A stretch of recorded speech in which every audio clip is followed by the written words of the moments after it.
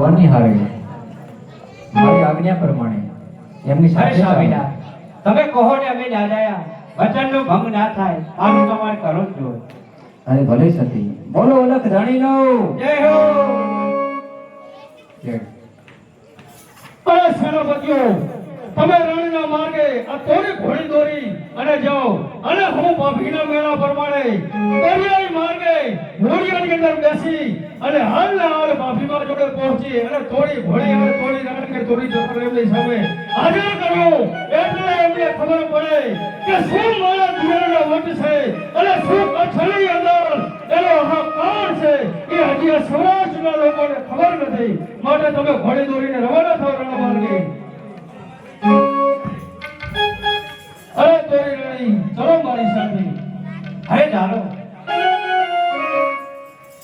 અરે તોરી રાણી, હું જે કહું છું